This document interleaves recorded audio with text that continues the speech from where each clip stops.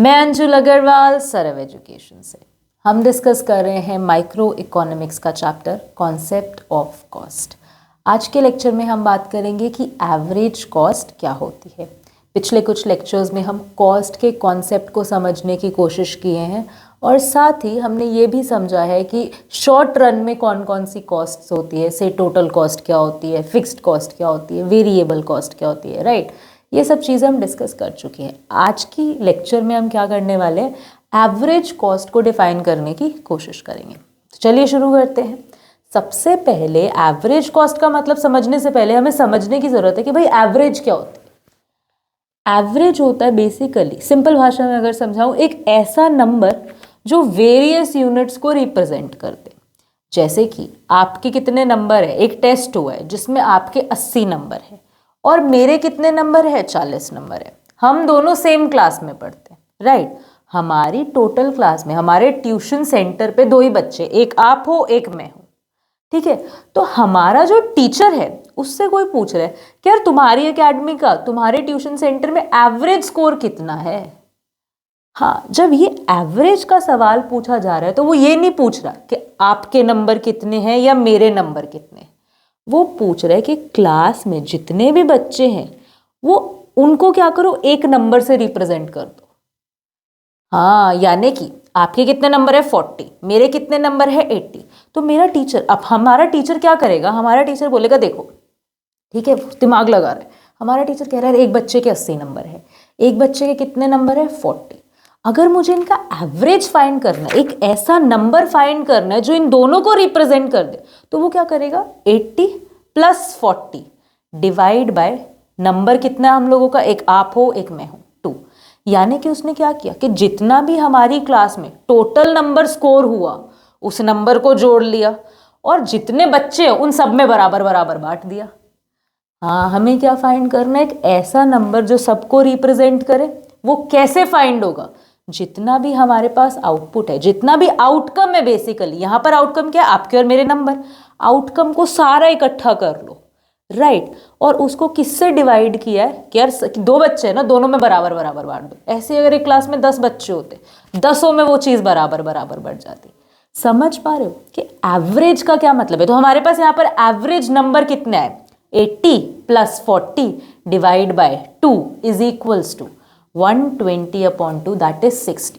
तो हमारा टीचर क्या कर रहा है, उस पर्सन को जवाब दे रहा है कि यार मेरी एकेडमी का एवरेज स्कोर कितना है, 60% है। बिल्कुल, हम इतनी बात कलेक्ट कर पा रहे हो कि हम बात क्या करना चाह रहे हैं।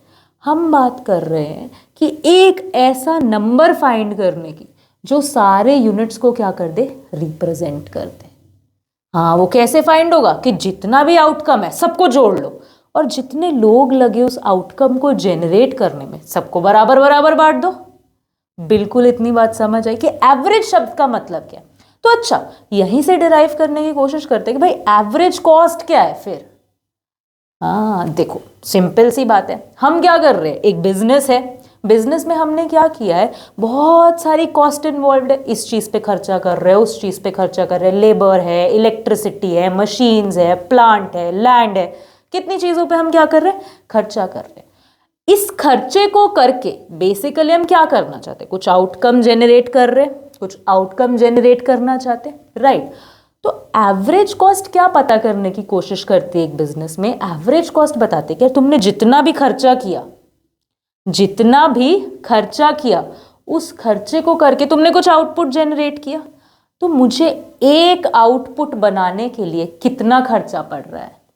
सिंपल एग्जांपल देखो, जैसे फॉर एग्जांपल हम क्या कर रहे हैं, बिस्किट बनाने की हमारी कंपनी है, हम कोई बिस्किट नहीं बना रहे तब भी हमारा कुछ खर्चा है, कूल। क्योंकि देखो, फिक्स्ड हमने कॉस्ट की बात की थी ना कि कुछ कॉस्ट तो फिक्स्ड रहेंगी, तो हमारा जो कॉस्ट है कुछ ना कुछ तो आ ही रहा है जब हम 0 प्रोडक्ट बना रहे हैं तब भी। फिर हमने क्या किया, अपना प्रोडक्शन इंक्रीज किया, हम एक बिस्किट का पैकेट बनाने लगे। जब एक बिस्किट का पैकेट बनाने लगे तब मेरे को कुछ खर्चा आना शुरू हो गया, राइट। अब जब मैं 2 बिस्किट के पैकेट बनाने लगी तब मुझे कुछ और खर्चा आने लगा, एडिशनल खर्चे और होने लगे। पहले मैं कितने रुपए खर्च कर रही थी, 10, फिर मैंने कितना खर्च करना शुरू कर दिया, 20, फिर मेरी कॉस्ट कितनी हो गई। हाँ, इस तरीके से मैं क्या देख रही हूँ, मेरी टोटल कॉस्ट बढ़ती जा रही है। जैसे जैसे मैं ज़्यादा चीज़ें प्रोड्यूस करना चाह रही हूँ तो मुझे इनपुट भी तो ज़्यादा डालना पड़ेगा ना, तो मेरा खर्चा भी क्या कर रहा है, बढ़ रहा है। इतनी बात तो हमें समझ आ गई। तो भाई एवरेज कॉस्ट क्यों फाइंड कर रहे हैं? एवरेज कॉस्ट में हम क्या निकालने वाले हैं? एवरेज कॉस्ट में निकालेंगे कि जब हम एक पैकेट बना रहे हैं तब उस पैकेट पे खर्चा कितना आ रहा है। हाँ, टोटल हमारी कॉस्ट कितनी है, 10 रुपये। खर्चा हमने उससे हमने आउटकम कितना जेनरेट किया है, 0 आउटकम। तो 10 डिवाइडेड बाय 0। हाँ, यानी कि 10 रुपए की कॉस्ट बियर कर रही हूं और उसके बदले में मुझे आउटपुट भी कुछ नहीं मिल रहा है। तो मेरी यहां से क्या निकल के आती है, एवरेज कॉस्ट निकल के आती है, जो कि मुझे पड़ रही है इन्फिनिटी। यानी कि खर्चा ही खर्चा पड़ रहा है, आउटपुट तो कुछ निकल के ही नहीं आ रहा। फिर मैं क्या देख रही हूँ कि मेरा जो आउटपुट है वो बढ़ा, वो 1 यूनिट हुआ। अब मुझे कितना खर्चा आ रहा है, 20 रुपए का खर्चा आ रहा है। ठीक है, अब ये जो भाई 20 रुपए है, ये खर्चा करके मैं कितना आउटपुट जनरेट कर रही हूँ, 1 आउटपुट जनरेट कर रही हूँ। तो मुझे एक पैकेट बनाने में कितना खर्चा लग रहा है, 20 रुपए। ये मेरी क्या है, एवरेज कॉस्ट है। फिर मैं क्या कर रही हूँ, अपने प्रोडक्शन को बढ़ा रही हूँ। पहले मैं 1 बिस्किट बना रही थी, अब मैं कितना बना रही हूँ, 2 बिस्किट बना रही हूँ। मेरे को खर्चा कितना आ रहा है उसके कॉरेस्पॉन्डिंग में, 28 रुपीज का मुझे खर्चा बियर करना पड़ रहा है। तो अगर मेरे को एक बिस्किट पर कितना खर्च हो रहा है उसे फाइंड आउट करना है, तो मैं क्या करूंगी, 28 डिवाइडेड बाय 2। कितना आंसर आया हमारे पास, हाँ, ये हमारी क्या है, एवरेज कॉस्ट है। तो बेसिकली हमें एवरेज कॉस्ट क्या बोल रही है, एवरेज कॉस्ट बोल रही है कि डिफरेंट डिफरेंट आउटपुट्स जनरेट करने के लिए आप जो खर्चा कर रहे हो वो अलग अलग है। आप 1 यूनिट बनाने के लिए कितना खर्चा कर रहे थे वो अलग है, आप 2 यूनिट बनाने पे कितना खर्चा कर रहे हो उससे। इतनी बात तो हम बिल्कुल अग्री कर रहे हैं ना कि हमारा खर्चा क्या होगा, जैसे जैसे हम प्रोडक्शन स्केल करते हैं, बढ़ाते जाते हैं, हमें पर यूनिट कॉस्ट कम पड़ने लगता है ना। हाँ, वो पर यूनिट कॉस्ट आपको फाइंड कैसे करोगे, एवरेज कॉस्ट को यूज करके। कि यार मैं बिस्किट बना रही हूँ, अगर तो मैं 10 पैकेट बनाती हूँ तो मुझे कितने रुपए के पड़ते हैं बिस्किट, 100 रुपए कॉस्ट पड़ती है। लेकिन अगर मैं 20 पैकेट बनाती हूँ तो मेरे को 190 ही लगते हैं। यहाँ पे देखो, सिंपल सी बात से देखो, 10 पैकेट बना रही हूँ, कितना पैसा लग रहा है, 100 रुपये। तो 20 पैकेट बनाने पे कितना लगना चाहिए, इसका डबल लगना चाहिए ना, पर एक्चुअली लग कितना रहा है, 190 रुपये। तो अगर मैं एवरेज कॉस्ट को यूज करती हूँ यहाँ पर, तो मैं पता कर सकती हूँ कि जब मैं 10 पैकेट बना रही हूँ तब मुझे कितना खर्चा पड़ रहा है, और जब मैं 20 पैकेट बना रही हूँ तब मुझे कितनी कॉस्ट पड़ रही है। तो बिजनेस के हिसाब से देखो, ये चीज़ इंपॉर्टेंट लग रही है कि नहीं लग रही, कि आपको अब जितना भी प्रोडक्शन कर रहे हो उसका पर यूनिट कॉस्ट पता होना चाहिए कि नहीं होना चाहिए, बिल्कुल होना चाहिए। ये आपको एनालिसिस में चीज़ों में हेल्प करने वाला है। तो पर यूनिट का मतलब समझ पा रहे हैं कि बेसिकली हम कर क्या रहे हैं, हम टोटल कॉस्ट को इकट्ठा कर रहे हैं और देख रहे हैं कि उसके रिलेशन में हमने कितना आउटपुट क्या कर लिया है, जनरेट कर लिया। कुछ खर्चा करके कितना आउटपुट हम जनरेट कर पा रहे हैं, इसको हम क्या कर रहे हैं, total cost upon quantity is equals to average cost. Average cost क्या बता रही है कि भाई ये जो 10 यूनिट बने हैं ना, 10 यूनिट में से हर यूनिट को बनाने में आपका कितना खर्चा आया है। इतनी बात हमें बिल्कुल ही समझ आ गई कि एवरेज कॉस्ट का मतलब क्या है। अच्छा, तो अब हम बात करते हैं कि देखो, आपको और मुझे पता है कि हमने पिछले लेक्चर में डिस्कस किया था कि जो हमारा टोटल कॉस्ट है वो 2 चीज़ों से बनता है, एक तो हमारी टोटल फिक्स्ड कॉस्ट और एक हमारी टोटल वेरिएबल कॉस्ट, राइट। तो अब हमारी जो एवरेज कॉस्ट थी वो हम क्या कर रहे थे, टोटल कॉस्ट को यूज करके निकाल रहे थे। लेकिन अगर मेरा मन करे कि यार मेरे को तो वेरिएबल जो कॉस्ट पड़ रही है ना वो भी पर यूनिट पता करनी है, कि 1 यूनिट पर मुझे वेरिएबल कॉस्ट कितना पड़ रहा है और 1 ही यूनिट पर मुझे फिक्स्ड कॉस्ट कितना पड़ रहा है। अगर मुझे ये चीज़ें भी पता करनी हो, हाँ करना पड़ सकता है ना, आपका बिजनेस है, आपने बोल दिया कि यार 1 बिस्किट बनाने में मुझे एवरेज कॉस्ट कितना पड़ रहा है, 5 रुपये पड़ रहा है। अब मैं पूछ सकती हूँ ना कि 5 रुपये में से एवरेज वेरिएबल कॉस्ट कितनी है और एवरेज फिक्स्ड कॉस्ट कितनी है। समझ पा रहे हैं बात को, देखो और एक्सप्लोर करते हैं। तो बेसिकली हम पढ़ने क्या वाले हैं अभी कि जो हमारा एवरेज कॉस्ट है ये 2 चीज़ों से मिलकर बन रहा है। किन किन चीज़ों से, एक तो एवरेज फिक्स्ड कॉस्ट से, यानी कि पर यूनिट फिक्स्ड कॉस्ट कितना पड़ रहा है, और एक एवरेज वेरिएबल कॉस्ट से, यानी कि पर यूनिट एक आइटम को बनाने के लिए हमें वेरिएबल कॉस्ट कितना बियर करना पड़ रहा है, राइट। इसके बारे में बात करते हैं। सबसे पहले समझते हैं कि एवरेज फिक्स्ड कॉस्ट है क्या। हमने पढ़ा था फिक्स्ड कॉस्ट क्या होती है, ऐसी कोई भी कॉस्ट जो आप फिक्स्ड फैक्टर्स को अपने बिजनेस में लाने के लिए पे कर रहे हो, से मशीनरीज को, प्लांट को, लैंड को, जो आपका फिक्स्ड परमानेंट स्टाफ है उनको पेमेंट्स कर रहे हो, ये हमारी सारी क्या है, बिजनेस की फिक्स्ड कॉस्ट है, राइट। अगर अब ये जो सारी कॉस्ट है मुझे इसका पर यूनिट वैल्यू पता करना हो, ये हमने क्या देखा था कि हमारा ये टेबल है फिक्स्ड कॉस्ट का। फिक्स्ड कॉस्ट हमारी कांस्टेंट है, 10 ही आ रही है, चाहे मैं 0 प्रोडक्शन करूं, चाहे मैं 1 प्रोडक्शन करूं, चाहे 2 करूं, 3 करूं, 4 करूं, 5 करूं, मेरा फिक्स्ड कॉस्ट कितना रहने वाला है, कांस्टेंट रहने वाला है, राइट। तो अगर मुझे इसका एवरेज फाइंड करना है, यानी कि मैं क्या बोलना चाह रही हूँ कि अगर भाई मैं 0 यूनिट्स बनाती हूँ तो मेरा फिक्स्ड कॉस्ट कितना पड़ता है, अगर मैं 1 यूनिट बनाती हूँ तो मेरा फिक्स्ड कॉस्ट एक्चुअली में कितना पड़ रहा है, 2 यूनिट्स बनाती हूँ तो फिक्स्ड कॉस्ट कितना पड़ रहा है। नहीं समझ आ रहा, देखो हम समझते हैं। सबसे पहले हम क्या करने वाले हैं, ये हमारी क्वांटिटीज़ है, ये हमारा फिक्स्ड कॉस्ट है, हमें क्या फाइंड करना है कि एवरेज कितना है। तो अगर हम देखें सबसे पहले 1 से शुरू करते हैं। 1 यूनिट को हम बनाने के लिए कितना फिक्स्ड कॉस्ट पे कर रहे हैं, 10 पे कर रहे हैं, राइट। तो टोटल हमारा जो फिक्स्ड कॉस्ट है वो कितना है, 10 डिवाइड बाय उसको हम कितने यूनिट्स जनरेट किए, 1 यूनिट जनरेट किए, तो आपका एवरेज कॉस्ट कितना पड़ रहा है, 10 पड़ रहा है। यानी कि अगर आप एक बिस्किट बना रहे हो तो उसमें जो 10 रुपए का फिक्स्ड कॉस्ट है वो सारा उस बिस्किट में आपको बियर करना पड़ा। लेकिन अगर आप 2 बिस्किट्स बना रहे हो, राइट, आपका प्रोडक्शन इंक्रीज हुआ, क्वांटिटी इंक्रीज हुई, आउटपुट इंक्रीज हुआ, आप 2 बिस्किट्स बना रहे हो, फिक्स्ड कॉस्ट कितना है, उतना ही रहेगा, वो तो फिक्स्ड है, ठीक है, 10 है, राइट। तो अब आपका एवरेज कॉस्ट क्या बन जाता है, 10/2, यानी कि जो आपका टोटल कॉस्ट है फिक्स्ड अपॉन जो क्वांटिटी आप प्रोड्यूस कर रहे हो उसके अगेंस्ट, इज इक्वल्स टू कितना आ गया, 5। इन्हीं 2 पॉइंट से समझते हैं। देखो पहले हमारा फिक्स्ड कॉस्ट एवरेज कितना था, 10 रुपए का था, अब कितना है, 5 का है।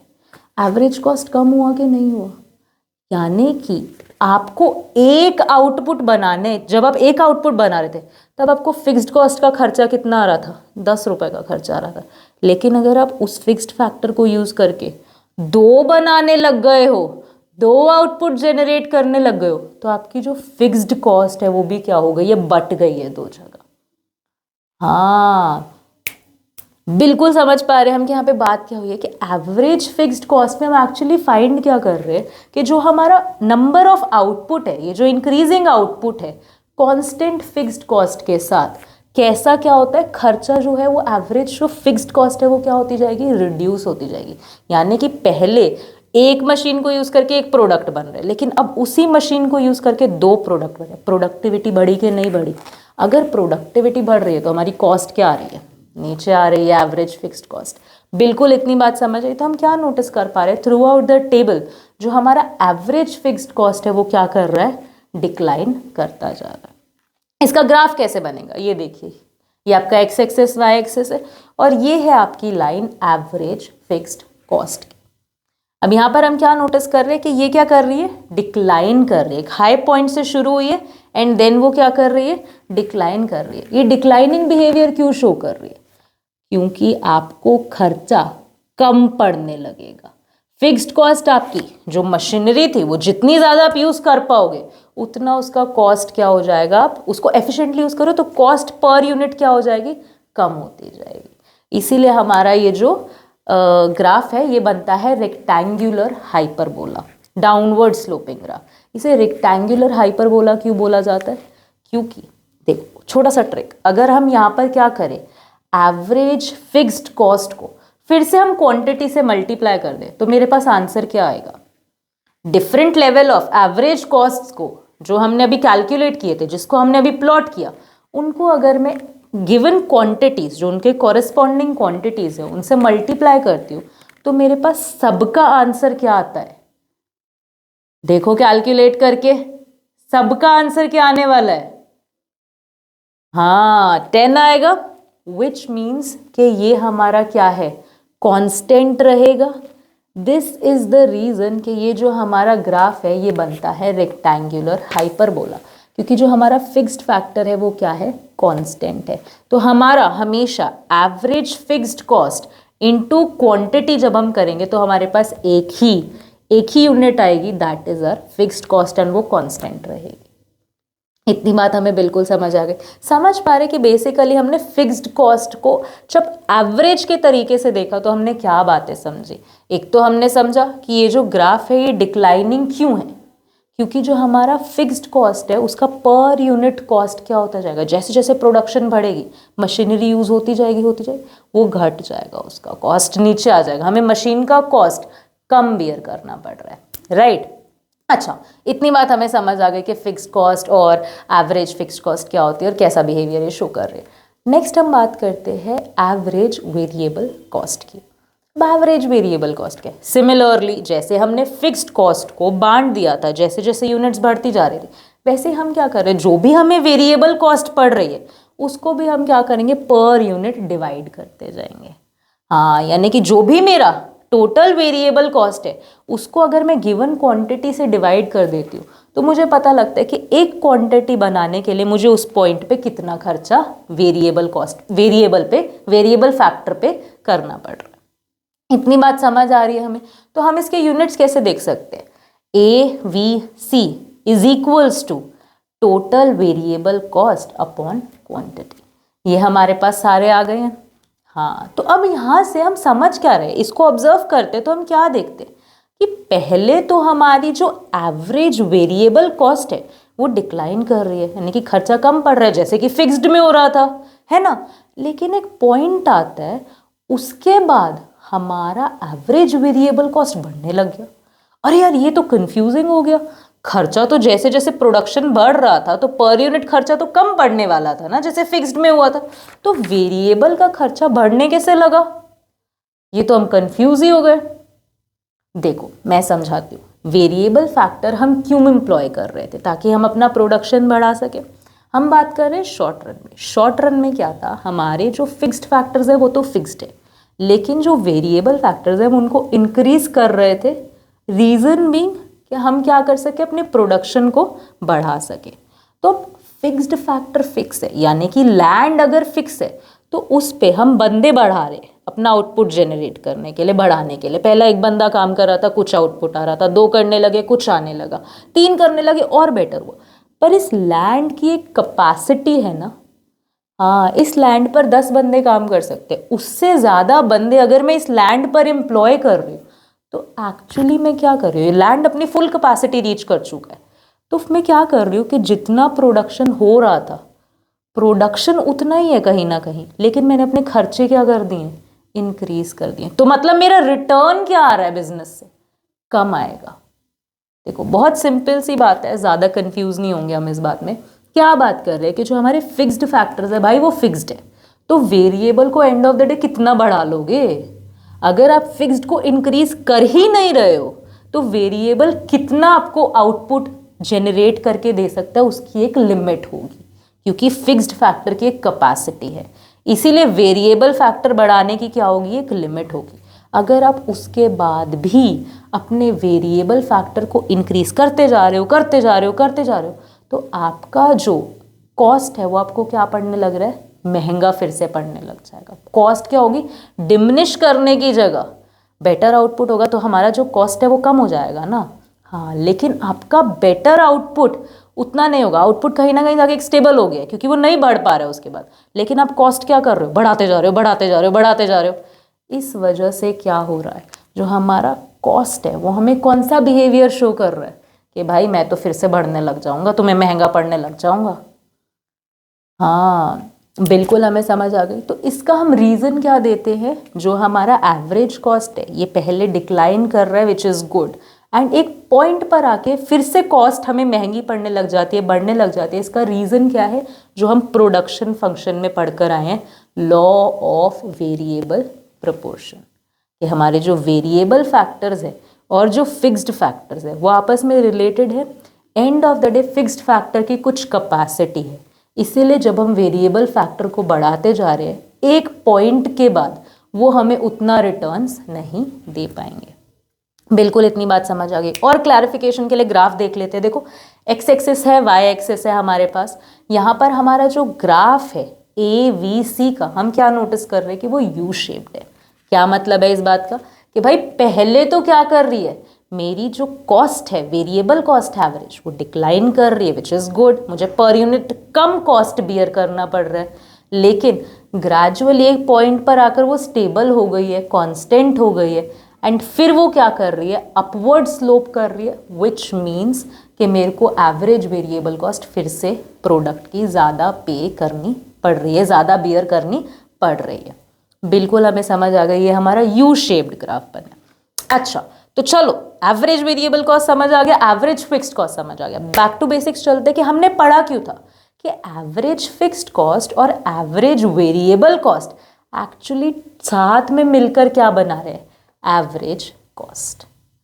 हाँ, यानी कि अगर हम अपने बिजनेस का एवरेज कॉस्ट फाइंड कर रहे हैं तो मैं अपने बिजनेस का एवरेज फिक्स्ड कॉस्ट और एवरेज वेरिएबल कॉस्ट को साथ में जोड़कर पढ़ रहे हैं। बिल्कुल हमें इतनी बात समझ आ गई। तो अगर हम इसी चीज का ग्राफ देखना चाहे, AVC, AFC और AC, इसका ग्राफ हम साथ में देखना चाहें तो हम क्या नोटिस कर रहे हैं कि सबसे पहले हमारा जो AFC है वो क्या, एक डाउनवर्ड स्लोपिंग ग्राफ बना है। उसके बाद जो हमारा AVC है वो एक यू शेप्ड ग्राफ बना है, और जो हमारा AC है वो मैं क्या नोटिस करूँ कि इन दोनों ग्राफ के ऊपर है, ऊपर लाई कर रहा है। इसका रीज़न क्या है कि जो हमारा AC है वो क्या है, AVC और AFC का सबमिशन है। दो चीज़ों को जोड़ के मैंने AC बनाया है, दैट इज़ वाई वो क्या कर रहा है, अपवर्ड लाई कर रहा है। इस चीज़ को बोला जाता है वर्टिकल सबमिशन, यानी कि हमारा जो AC है वो वर्टिकल सबमिशन है AFC और AVC का। वर्टिकल सबमिशन का मतलब बेसिकली है कि एडिशन है, यानी कि मैंने जो वेरिएबल कॉस्ट है उसमें मैं क्या कर रही हूँ, अपने एवरेज फिक्स्ड कॉस्ट को ऐड करते जा रही हूँ और मुझे किसका ग्राफ मिल जाता है, एवरेज कॉस्ट का। इतनी बात समझ में आ गई। और हम इसमें एक पॉइंट क्या डिस्कस करने वाले कि देखो क्या नोटिस कर रहे हैं कि जो हमारा AC एवरेज कॉस्ट का और AVC का ग्राफ है ये ग्रेजुअली एक दूसरे के थोड़ा पास आ रहे हैं। हाँ, स्टार्टिंग में इनके बीच का जो डिस्टेंस था टुवर्ड्स हम एंड की तरफ ग्राफ के क्या नोटिस करें कि डिमिनिश हो रहा है, कम हो रहा है। इसका रीज़न क्या है कि हमने क्या देखा था कि जो हमारी एवरेज फिक्स्ड कॉस्ट थी वो डिक्लाइन कर रही थी। क्यों? क्योंकि हमारा एवरेज फिक्स्ड कॉस्ट क्या था, कांस्टेंट था, 10 10 10 10 10 10 10, और उसके रिलेशन में जो क्वांटिटीज थी वो क्या थी, इंक्रीज कर रही थी। पहले 0 है, फिर 1 है, फिर 2 है, फिर 3 है। हमने क्या नोटिस किया कि जैसे जैसे क्वांटिटीज इंक्रीज कर रही हैं हमें फिक्स्ड कॉस्ट का जो 10 रुपए का खर्चा था वो अब कम पड़ रहा है, वो अब ज़्यादा क्वांटिटीज़ में बट रहा है ना। पहले जो नंबर थे वो 2 जनों में बट रहे थे, अब जो नंबर है वो 5 जनों में बट रहे हैं। हाँ, तो एवरेज फिक्स्ड कॉस्ट इस वजह से क्या कर रहे हैं, डिक्लाइन कर रहे हैं। अच्छा, ये तो समझ आ गया कि एवरेज फिक्स्ड कॉस्ट डिक्लाइन कर रहा है, पर फिर इनको ये क्यों पास में आ रहे हैं, इसका क्या रीज़न है। देखो हमने क्या पढ़ा था कि एवरेज कॉस्ट सबमिशन है एवरेज फिक्स्ड कॉस्ट और एवरेज वेरिएबल कॉस्ट का। तो अगर फिक्स्ड कॉस्ट जो हमारी एवरेज फिक्स्ड कॉस्ट है वो रिड्यूस हो रही है तो यानी कि वेरिएबल कॉस्ट जो एवरेज है उसमें जो ऐड होने वाली चीज़ है वो कम ऐड हो रही है। हाँ, वो कम ऐड हो रही है, कम ऐड हो रही है, इसीलिए जो वेरिएबल कॉस्ट है वो हमारी एवरेज कॉस्ट के, जो एवरेज वेरिएबल कॉस्ट है वो एवरेज कॉस्ट के क्या हो रहा है, नज़दीक हो रहा है। इसीलिए जो ग्राफ है हमारा AC और AVC का, ये हम क्या कर रहे, क्या नोटिस कर रहे कि इनके बीच का डिस्टेंस क्या हो रहा है, रिड्यूस हो रहा है। बिल्कुल हमें इतनी बात समझ आ गई। तो अगर मैं आपके आगे इसको इस तरीके से रिप्रेजेंट कर दूं कि हमारा जो एवरेज कॉस्ट है, हमने वो क्या पढ़ा कि total cost per quantity wise हमें कितनी पड़ रही है। अगर मैं 10 कॉस्ट लगा रही हूँ, कितनी क्वांटिटी उससे मैं जनरेट कर पा रही हूँ। एक स्टैंडर्ड वैल्यू हम क्या कर रहे हैं, एवरेज कॉस्ट में फाइंड करने की कोशिश कर रहे हैं। So AC is equals to total cost upon quantity. और हमें AC का क्या फॉर्मूला पता लगा कि एवरेज कॉस्ट और किस तरीके से बन सकती है कि एवरेज वेरिएबल कॉस्ट जो भी बिजनेस में आ रही है और एवरेज फिक्स्ड कॉस्ट जो भी हमें प्रोडक्शन में पड़ रही है, इन दोनों को अगर मैं सम अप कर देती हूँ तो भी मुझे किसकी वैल्यू मिल जाती है, एवरेज कॉस्ट की।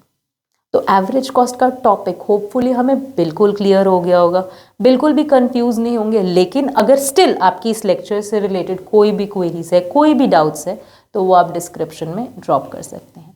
नेक्स्ट लेक्चर में हम मार्जिनल कॉस्ट के बारे में बात करेंगे और टीसी, एमसी, एसी, इन सब के बीच में क्या करेंगे, रिलेशनशिप को भी एस्टैब्लिश करने की कोशिश करेंगे। तो मिलते हैं जल्द ही। Have a good day.